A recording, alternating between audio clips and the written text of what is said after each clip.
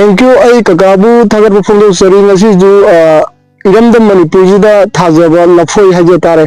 लफोई जी की मतंग दा मतौ क्रम लफोई जी थाय अदुगा लफोई की कानाबु जी हाय तारे सी खतंग खमिना नबगी तंजा दो लौजेगे लफोई हाबजी ख्वाइदगी मरु ओय ख्वाइदगी मची यु पोट अमा खंगी अदुगा लमदम जिदा थोकचबा पोट हाबजी यामना जु फबा पोट अमखौ ओयगने न थाजै आई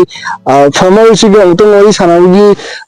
तंजा दो लौजेगे आई कका आइना लाचनिंगजे कका जी करी लमदगी बिबनो अदुगा करी मिंग को विवे हाउदो हाना कितंग हाइबिनबा आइजे ओइनाम मिंगा जितेन ओइना मा जे बिशनपुर डिस्ट्रिक्ट की मनिंग चंबो गदो बिशनपुर डिस्ट्रिक्ट हुजु दो लफोजु कया मु थाबिबि पांबी सनी किसांग थारी सनी किसांग थारी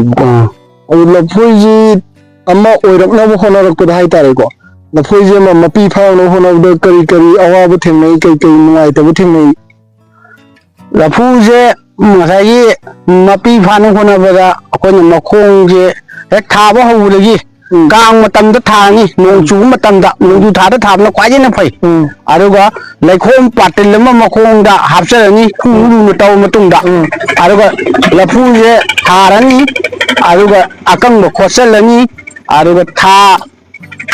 मंगा तरकुंब लैरकादा लफोई यालकनी लफूजे मीना लेन सोंग मपान दो ओइबनी याम लेंगन बनीना खोइना मटै लफू थाले ते लेन थटखिबनीना जाज लफूजीदी थरोदी होना खाएना कनामते लेना दे जाज लफूजीदी कनामते लेंबीदरे दु लफोइदा मपुंग मरै फाना फजना साले लेन थटपिदरबनी लेन थटपिदरबा दो कगल लफोजी अमा सिगी लफोजी के महाव लई अदुगा कमा कमायना तो यादी शागी पोथो ओइना पोथोकचे महाव जे कमायन तोबी शागी पोथो ओइना पोथोकचे बसे सही मदा सही लिसिंग हुंपु तो हुंदा मे नंग फंगी अदुगा माजे लफोये मनम जे नुंसीना हावी अदुगा थुम्मी मासे मनम तोंगाना सेली अदुगा मादी यान मतम जी याम लुई लफोये ता सेखाय यली यामना अदुगा सागी लफोये मचू है ओलकपगा हाइको क्वाइ मकोक थंगबसे हेक मचू ओलकपगा यानथलगा खोई मादी लेन कांदा लफांग फंग फक्तबा यादे ngасai lafu masai tharo tubat kakpa mari masang sele poro ada kiyeli dumanya tahu sunana tahu ba aduna mahau ju dumak lei ba mahau je dum lei ba adu hujik se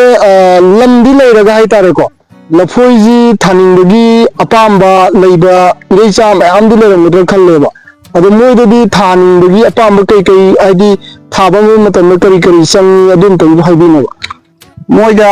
लफू सिंजे याना थानिंगे दी लफू जे मरांग काइना पोथोबदी मरांग काइना मनपुदा साब थकपजे निंग खातम लफू जे साब पंगेना मपालोम दी पुसलक्तबा यारे मनपुरी लफू जे उसाना खोतना अरो थाबा मतमदा कैसु वानिंगा लेते ngapi फजना सेंटोगा मखोंग जे लैबाक से खूगी सांगे Luna तौरगा थम्मनी अरुगा लफू पांबी थादरगा लैखोम Patil अमा नतगा अनिबा लफू मखोंग खोसलनी अरुगा अकंगदो सिजलगा लोरे माई कैसुम लेते मरुगा मना कंग को खोलकपजे खोइना एक ओमजन गदी काक्सेंगे के इंजलगदी लफू सोरपनीना मखोंग जे खरगा सेंटो पीबा अबो मखोंग द हान अमत हाप लेते अंत लेते मसागी लेबाक तगी फंजब लेहाउ नि अबो हुजिक से लफोजी समाना मुंजला कांदा करम जगह बि जोल यदुनो तगई कमायना तो योनबसे ओनाम बाजार जु लौरे अदुगा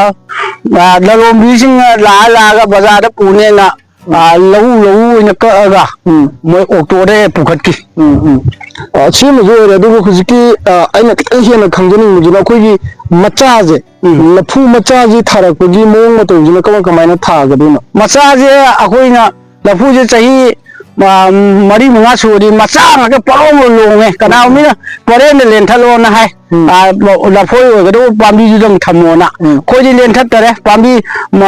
मखोंग ज मरोई नपाकपीदौना पहौदौगेरको अखोइना योपाकना सिंजमना खाइजले लेम्फुजिदा अदुगा अनौबो थादोकपसिना हेना फै हाइतारे अनौबोजे कयामुकि जांगा थाय अमुमुक पाम्बीना परोइदो मचा पोबनिना पाम्बीमा थागिबो जगासे माना लोंथोरकपसे लोइना फुकाइरादि कांगुन 10 गुमदि थाय कांगुन 10 गुमदि थाय अदो हौगलकपजिना पुराइना हाइतारे अखोइगी जेंबो नुंगाइरकपा हाइतारेनिको ख्वांग ख्वांग मुकि चांगा वांगपजिना नुमित क्या नुचंग था अनीगुम्बा था अमा मखाइगुम्बदा अदुम ख्वांग ख्वांग लोइ वांगेदा हजिक थाबा लोइ यारबा ngakani sida hori macha masu fukairaga hoi hoi adu la kai ka ji yu dum kamai kamai na la ji ma ji dum kana bra du kamai to ma ji la je lakai deba karma thokode je khoini di la je yolu dere sembi sabi na mi laitabani na ko lakai deba karma so de adu gi lingbandu de hiu chalo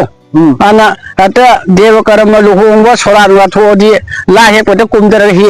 aina mayon di hekpi anu atai makha ta bari ri boje lakhang na ge hekpi yu hona hai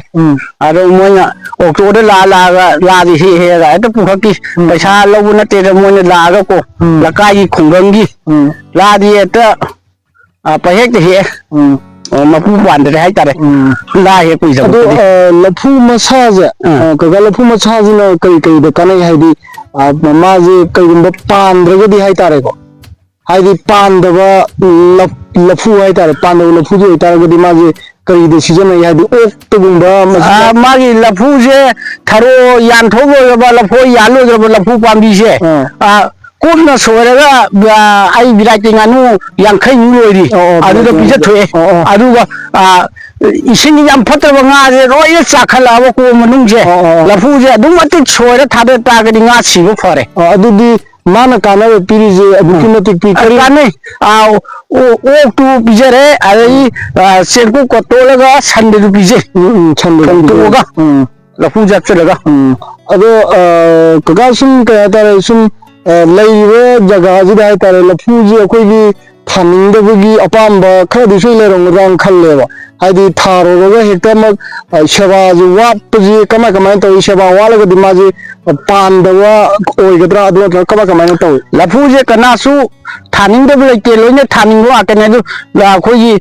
मपुजिना सेंटोंगदगदी लफो यानगिबो मफम J ngसाइगी कुथरगा लेबिना लिनुंगी yam कुंगन बजिदा लिनुं yam लेबिदा लिंगवंदबु लफू थारगदी Lin सोइदरे मखों सेंटोको तन्नरबनिना adu ngai lin ingali aduna lafu thaba hongnadi adumaina ayamba haine mapuna lamseng mo tan do haitare ko mapuna lamseng bro mathu gam ta en haipne lamseng waje yana pak chena sengno te lafu makongda akangara khoi tha amagumba ani umle kar mana akangara se wawi khoto ku wanja maye changba thabong te da haidu yang ka na wawi yang pak chena sengdu mo te da magi moladi lin kang kulina adum kulle bani mapu chang mu thengnare do ari lafu thaba hongnadi singnya adu ni lafu ya laga na pamba अबे गसाई महाव दुन लेना खंगबनिना हाइदी ni ye pa la ga ne ma ju thaning da pa ma le ga tan mu dun ma ga lin kang ni le ne to ni gi apa mu dun le ya ne ire cha ku dun la phoi ji tha ba am ka ne na habi ni ka kana habi po che ade che farm ji na ka am chaw ni no du ga kai makhal ji item ji tham ni nga ka am ka mai na to bi nga je nga bi ja bi da sawma mu adigi long me ganda lising 10 mu serabada lising mu adigi tungam bi da lising ani mu adigi baw kai ngayan adigi ayam budi in singa toren na pan na kunina mukanga da ni paisa yam hongi je mukanga thada ba adu langda number kunida lupa sawma satu machile haidi mapan jida lafu ju thajalaga de nga de ju kanaba ꯑꯗꯨꯒꯤ ꯀꯥꯟꯅꯕ ꯅꯨꯡꯉꯥꯏꯔꯛꯄ ꯃꯤꯀꯨꯞꯇꯣ ꯈꯤꯇꯪ ꯍꯥꯏꯕꯤꯅꯕ ꯍꯥꯏꯗꯤ ꯑꯅꯤꯃꯛꯀꯤ ꯀꯥꯟꯅꯃꯤꯟꯅꯕꯅꯦꯕ ꯍꯥꯏꯗꯤ ꯂꯐꯣꯏꯒꯤꯁꯨ ꯀꯥꯟꯅꯔꯦ ꯑꯗꯒꯤꯗꯤ ꯉꯥꯒꯤꯗꯨꯁꯨ ꯉꯥ lối canare ngadu canare ari lapho du canare ari lakai deva karma thokodu kaithen gi lai lainadare sanga ro he sama ꯑꯗꯨꯗꯤ ꯀꯀꯥ ꯍꯧꯖꯤꯛ ꯍꯧꯖꯤꯛꯐꯥꯎꯗ ꯂꯩꯔꯤꯕ ꯄꯥꯟꯗꯝꯁꯦ ꯀꯀꯥꯒꯤ ꯃꯈꯥ ꯇꯥꯅ ꯂꯐꯨꯁꯦ ꯀꯌꯥꯝ ꯊꯥꯒꯦ ꯀꯥꯏꯅ ꯈꯟꯕ ꯂꯩꯕꯤꯔꯤ lafuje ai tharaba leibe lamjinge kom halaga kaangi nungju tharo ngairaga du tharage na pambi sani ku sang thadok sira na ina khali hang bi jaga jaga je ꯀꯀꯥꯕꯨ ꯊꯥꯒꯠꯄꯁꯨ ꯐꯣꯡꯗꯣꯛꯆꯔꯤ ꯑꯗꯨꯒ ꯃꯈꯥ ꯇꯥꯅ ꯂꯐꯣꯏ ꯊꯥꯅꯤꯡꯕꯒꯤ ꯑꯄꯥꯝꯕ ꯂꯩꯕꯗꯤ ꯍꯦꯟꯅ ꯆꯥꯎꯈꯠꯄ ꯑꯣꯏꯕꯤꯌꯨ ꯍꯦꯟꯅ ꯑꯐꯕ ꯑꯣꯏꯕꯤꯌꯨꯅ ꯀꯀꯥꯕꯨ ꯃꯄꯨꯒꯤ ꯃꯐꯝꯗꯁꯨ ꯍꯥꯏꯖꯔꯤ ꯍꯦꯟꯅ ꯑꯐꯕꯗ ꯑꯣꯏꯕꯤꯌꯨꯅ ꯍꯥꯏꯖꯔꯤ ꯊꯦꯡꯛ ꯌꯨ ꯁꯣ ꯃꯆ